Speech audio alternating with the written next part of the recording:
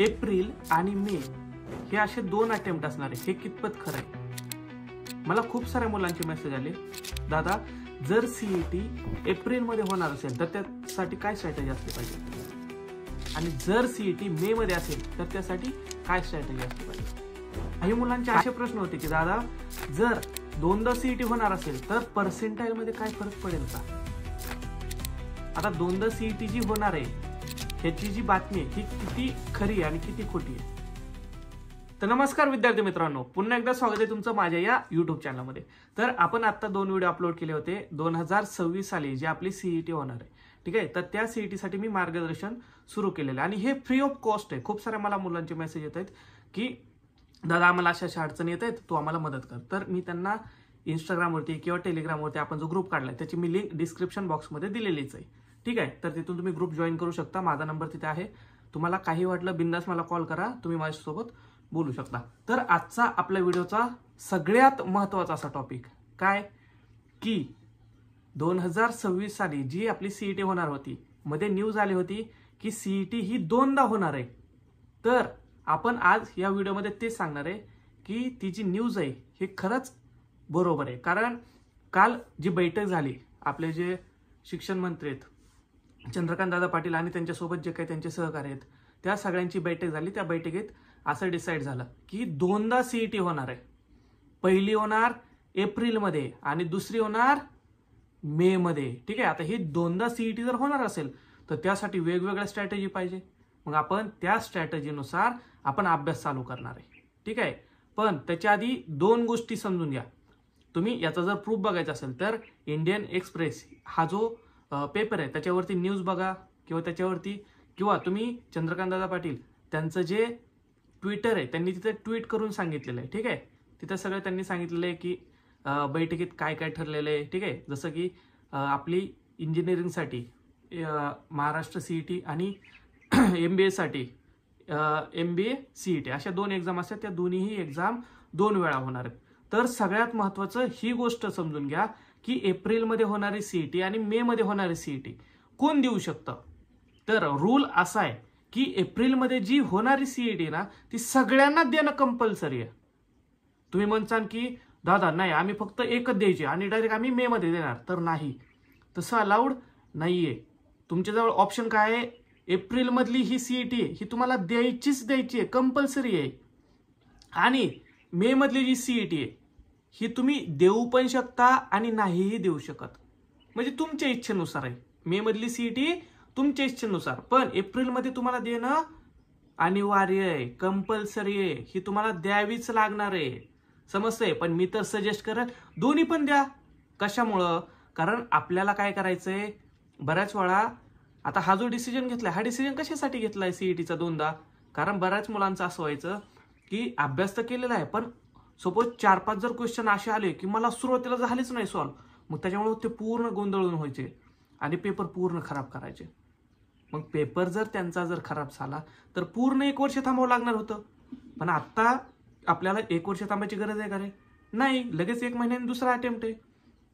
त्यामुळं एप्रिलचा अटेम्प्ट दिलंच पाहिजे आणि मेचा पण द्या, पण त्यासाठी वेगवेगळ्या स्ट्रॅटेजी असणार आहे. आता नक्कीच तुम्ही विचार करा, जर एप्रिलमध्ये जर एक्झाम असेल तर आणि मे मध्ये असेल, याच्यामध्ये 1 महिन्याचा गॅप आहे. या 1 महिन्यात जी मे मध्ये जी एक्झाम आहे ना त्याचा सपोज एप्रिलमध्ये एक्झामचे 140 मार्क आहे.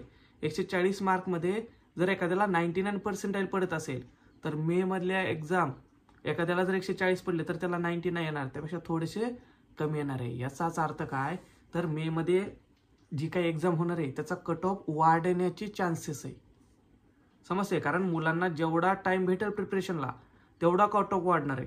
म्हणून आपल्याला काय करायचंय, जी एप्रिलमध्ये जी एक्झाम आहे त्याच्यावरती मेन फोकस ठेवायचा आहे. मे मधला तर ठेवायचाच आहे, पण आपल्याला काय करायचंय 110% आपली जी प्रिपरेशन आहे हे कशाच्या दृष्टीने पाहिजे, एप्रिलच्या एक्झामच्या दृष्टीने पाहिजे. मग त्यासाठी काय करायचंय आपल्याला, लास्ट व्हिडिओ मी जो तुम्हाला सांगितला होता तशी आपल्याला प्रिपरेशन चालू ठेवायची. तरी सुद्धा मी आता डबल स्ट्रॅटेजी सांगतो.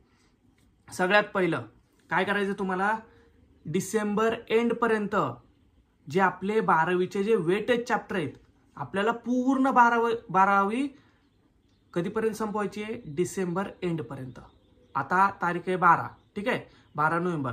12 नोव्हेंबर पासून ऑलमोस्ट, ठीक आहे, अप्रॉक्सिमेट 20 दिवस भेटतात आपल्याला. आता हे 20 आणि पुढचे 30 की झाले जवळपास 50 दिवस. या 50 दिवसात फक्त 3च सब्जेक्ट करायचे आहेत. हे 3 सब्जेक्ट करत असताना तुम्ही काय करणार? जे काल मी वेटेज दिलं होतं त्या वेटेजनुसार तुम्ही मॉडर्न फिजिक्स करायचंय फिजिक्ससाठी आणि बाकीचे पण चॅप्टर, ठीक आहे. सपोज एखाद्याने जर मला विचारलं की दादा नाही आम्हाला हा सिलेबस खूपच जास्त वाटतोय, ज्याचं 99+ टार्गेट नाहीये त्याच्यासाठी सांगतोय मी. ज्याच्यासाठी 99+ टार्गेट आहे, ज्यांनी ठरवलंय त्यांनी तर पूर्ण 12वी करायचं, एकही चॅप्टर सोडायचा नाहीये. जरी वाटलंच बाबा एखाद्याला नाही मला फिजिक्स खूपच हार्ड जाते, तर त्यातला तुम्ही रोटेशन हा चॅप्टर तुम्ही सोडू शकता. त्याच्यानंतर वेव्ह हा चॅप्टर तुम्ही सोडू शकता. मी कशामुळे म्हणतोय? कारण हे जे 2 चॅप्टर आहेत हे 2 चॅप्टर खूप वेगळे आहेत आपल्यासाठी आणि थोडेसे हार्ड आहेत. त्यामुळे हे 2 चॅप्टर जरी तुम्ही सोडले तरी सुद्धा तुम्ही फिजिक्समध्ये 30 to 35 याच्यामध्ये स्कोर करू शकता. पण त्यासाठी मग 11वीचे 1-2 चॅप्टर तुम्हाला ऍड करावे लागतील. समजतंय स्ट्रॅटेजी? ओके. त्यानंतर केमिस्ट्रीचे पण पूर्ण चॅप्टर करायचे आहेत. मॅथ्सचे पण पूर्ण चॅप्टर करायचे आहेत. म्हणजे आपला प्लॅन कसा असणार आहे? डिसेंबर एंड पर्यंत जे थेरी आहे पूर्ण थेरी आपल्याला टेक्स्टबुक, त्यानंतर टेक्स्टबुकच्या खालचे क्वेश्चन आणि त्याच सोबत चालूच करायचं बरं का आपल्याला. त्याचसोबत काय करायचं आपल्याला? जी आपली आर्यहंत किंवा तुमच्याकडे टार्गेट पब्लिकेशन असेल आणि PYQ असतील ते सॉल्व्ह करत राहायचे. हे डिसेंबर एंड पर्यंत आपल्याला सगळं संपवायचंय. याचा अर्थ काय? डिसेंबर एंड पर्यंत आपला CETचा पण अभ्यास चालू राहणार आहे आणि बोर्डचा पण अभ्यास संपणार आहे. मग हे 3 सब्जेक्ट झाले आपले. त्याच्यानंतर कोणाला जिओग्राफी आहे, कोणाला इंग्लिश आहे, ठीक आहे. म्हणजे राहिलेले जे 2 ते 3 सब्जेक्ट आहे, IT पण आहे, ठीक आहे. हे जे 3 सब्जेक्ट आहे हे 3 सब्जेक्टचा अभ्यास कधी करणार तुम्ही? 1 जानेवारीपासून चालू करायचं. 1 जानेवारीपासून 31 जानेवारीपर्यंत जर अभ्यास केला 31 दिवस भरपूर आहे तेवढा अभ्यास. आणि सगळ्यात महत्वाचं सगळ्यांनी 70+ मार्क पर्सेंटेज पाडण्याचा प्रयत्न करायचा आहे. मी 70+ का म्हणतोय रे? कारण तसं असतं जेव्हा तुम्ही कंपनीसाठी बसता प्लेसमेंटसाठी, जेव्हा वेगवेगळ्या कंपनी येतात त्यांचा वेगवेगळा क्रायटेरिया असतो. काही कंपनींचा 75+ असतो, काहींचा 65+ असतो. पण बऱ्यापैकी जेवढ्या पण कंपनीत ना त्यांचा क्रायटेरिया हा 70+ असतो. म्हणून मी म्हणतोय 70+ पर्सेंटेज पाडण्याकडे लक्ष द्या, ठीक आहे. त्यामुळे बोर्ड सुद्धा आपल्याला तेवढंच महत्वाचं आहे जेवढं की MST CET. त्यामुळे व्यवस्थित अभ्यास करा, ठीक आहे. काही अडचण असेल तर मी आहेच तुमच्यासोबत. तुम्हाला कोणत्याही प्रकारची मदत लागू द्या, मला बिंदास मेसेज करा, मी प्रत्येकाचा आन्सर देत राहील, ठीक आहे. चलो, ऑल द बेस्ट. काय अडचण असेल तर कमेंट नक्की करा.